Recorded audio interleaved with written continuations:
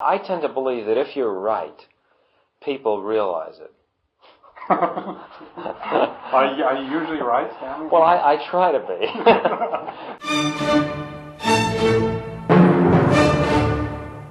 O Stanley Kubrick é considerado por muitos um dos maiores gênios que já existiram na história do cinema. Mas para o diretor, ser chamado de gênio escondia o que ele realmente era, uma pessoa que trabalhava duro. O Stanley foi considerado um perfeccionista, lento para fazer seus filmes, que queria ter o controle sobre tudo e todos. Mas a verdade é que todos estavam tentando entender, através de denominações e rótulos, o que esse homem era. Hoje, a gente pode afirmar com mais tranquilidade que o Stanley Kubrick é um dos melhores diretores que já existiram e principalmente dominou todos os gêneros possíveis no cinema, sempre criando obras-primas. Agora você deve estar fazendo aquela pergunta clássica: como o Stanley Kubrick faz um filme?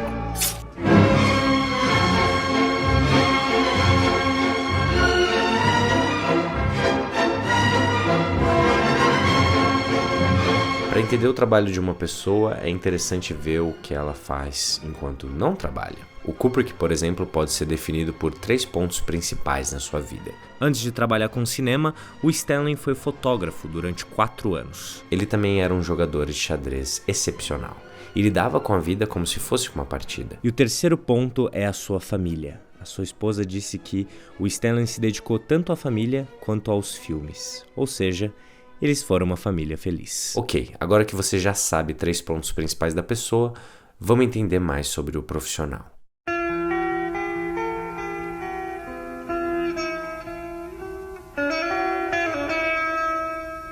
Uma coisa que todos nós podemos concordar é que todos os filmes do Kubrick tomam grandes proporções. Isso porque o diretor sempre gostou de abordar histórias a partir de um ponto de vista grandioso. O Kubrick era muito interessado no ser humano. Ele conhecia suas falhas, seus desejos e principalmente os seus segredos. Mas o diretor nunca gostou de se repetir. Ele estava sempre buscando uma nova história. Ele passava por uma grande depressão nos momentos em que procurava uma história para contar. O diretor fazia uma pesquisa extensa e a gente pode ver pela sua filmografia que o que o interessava era ser provocador. Todos os seus filmes foram polêmicos quando lançados, mas o que sempre garantiu o sucesso do diretor era a qualidade que eles tinham. E por mais que ele tenha navegado pelos mais diversos temas e gêneros, você sempre consegue identificar um filme do Stanley Kubrick. Ele foi reconhecido como um diretor fora de série quando ainda era jovem, e após o sucesso do filme Dr. Strangelove, o diretor pôde fazer todos os filmes que queria com total liberdade.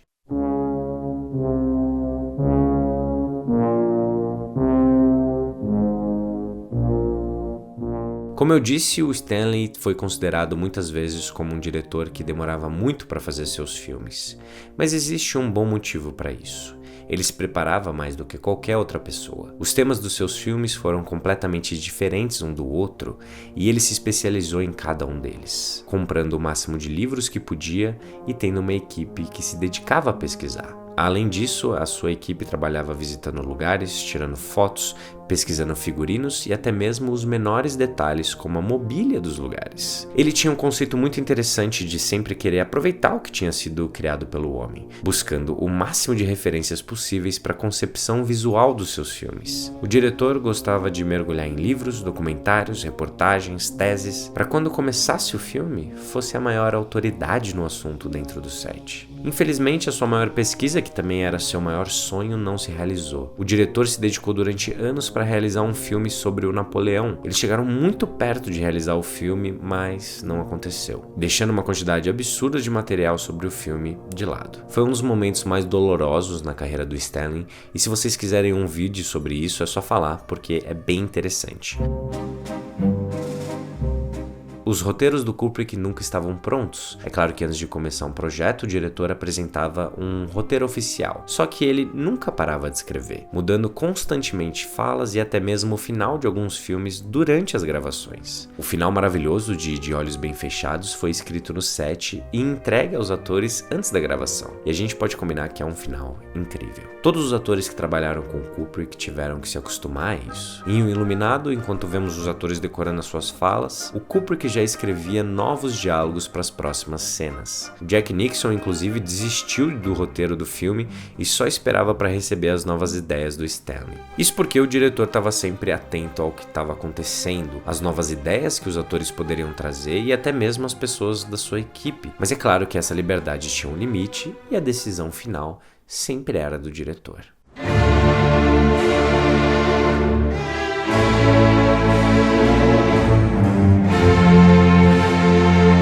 Como eu disse, o Stanley foi fotógrafo antes de se tornar um diretor.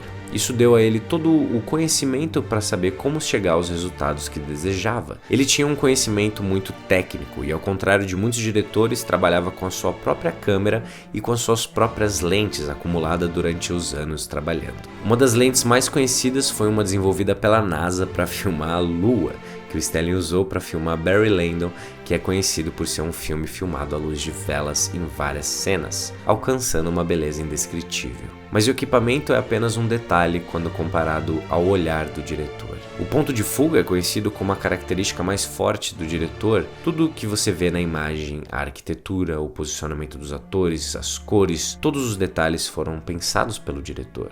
O Kubrick gostava de dar todas as informações possíveis para a plateia dentro das suas cenas, mas sem contar para nós aonde essas informações estão. Além disso, cada movimento de câmera, cada ação dos personagens tem um motivo para estar acontecendo. Ele trabalha de forma subjetiva, dando para a audiência a chance de interpretar à sua maneira o que acaba de ver. É como se o diretor tivesse sempre nos propondo quebra-cabeças. Ele gostava de entregar para nós ideias sem que elas estejam conectadas a uma explicação. Talvez por isso seus filmes sejam tão diferentes a cada vez que você assiste, porque quem mudou, na verdade, fomos nós. Assistir ao trabalho dele é acompanhar a evolução de um artista experimentando as possibilidades cinematográficas e narrativas. I'm singing in the rain, just singing in the rain. Pro Kubrick não existia nada mais precioso do que o tempo. Ele evitava todos os gastos extras, não gostava de muita gente no set, tudo isso para poder ter mais tempo quando ia gravar. E quando questionavam as repetições das cenas, o Stanley respondia: "Eu também não gosto de demorar, mas você não quer fazer da forma certa?" Cada ator diz ter tido uma experiência diferente com o diretor. Isso porque ele gostava de trabalhar individualmente com cada um. Era um jogo de xadrez. Em alguns momentos o Stanley conseguia ganhar rápido e em outros precisava castigar o adversário. We're killing ourselves out here and you've got to be ready. Like this, you said, just we're sitting there because they say, wait a minute, and then you say on the radio, but when you do it, you've got to look desperate, Shelley. You're just wasting everybody's time. You get more out of yourself. And he knew that. And he knew he was getting more out of me by doing that.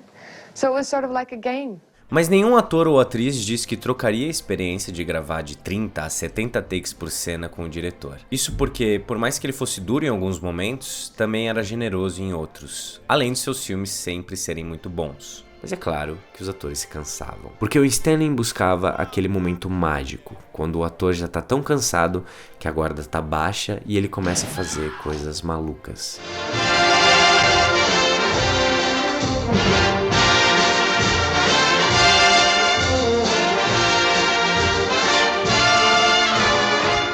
E é perceptível que o Stanley goste desse tipo de atuação. Para o diretor, quando você faz um filme, não se deve buscar a realidade, mas sim um retrato dela. E curiosamente, os seus filmes foram considerados extremamente realistas.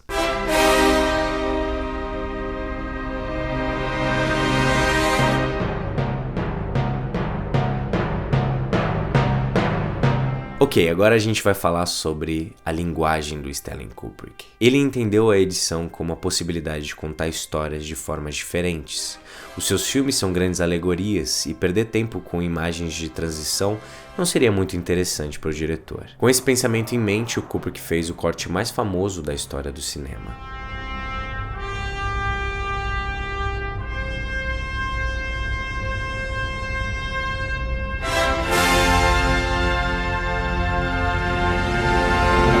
Esse corte representa a busca do diretor na arte de editar.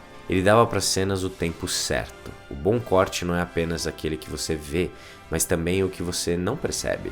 e ele participava do processo da edição do começo ao fim. A ilha de edição ficava na garagem da sua casa na Inglaterra, e os seus editores costumam dizer que eles não viram muito as suas famílias enquanto trabalhavam para o Stanley Kubrick, porque para o Stanley era necessário assistir cada take filmado, rever, testar, buscar soluções para cada cena. Era um trabalho incansável, e junto dessa inteligência por trás da edição, ele também construiu seus filmes com outro elemento extremamente importante.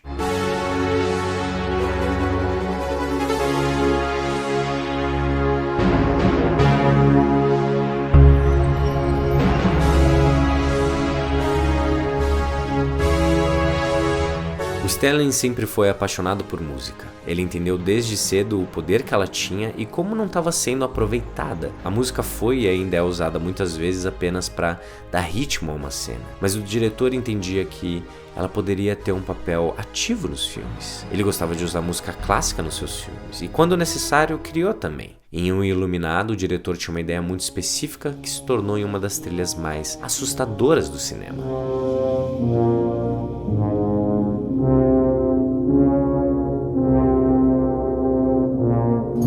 De Olhos Bem Fechados, a música é um elemento principal para o tom do filme, e os testes passaram desde música clássica até outros estilos, isso porque o diretor estava sempre buscando inovar.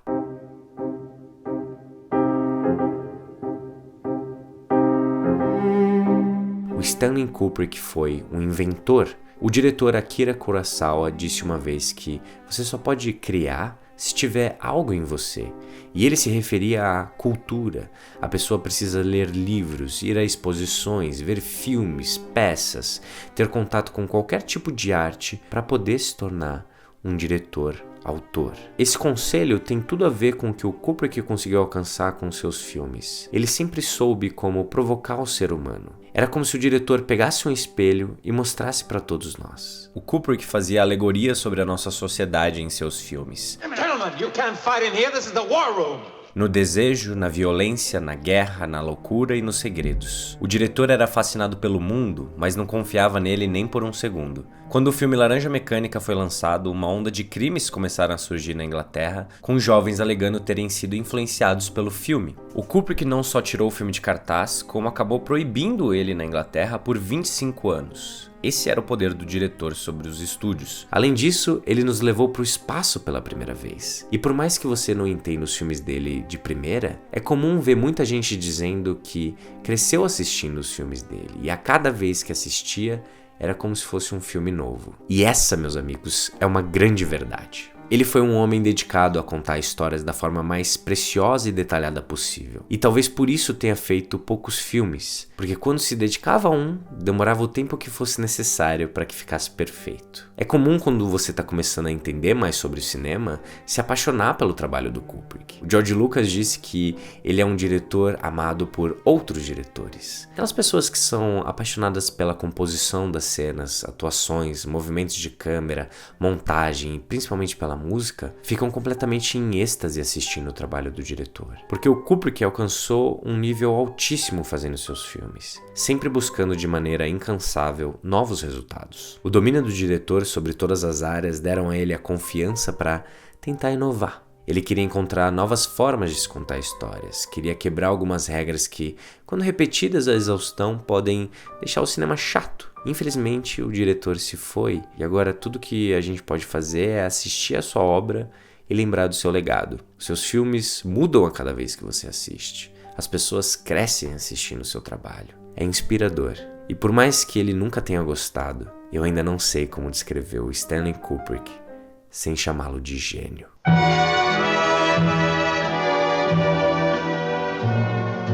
We'll meet again. Don't know where.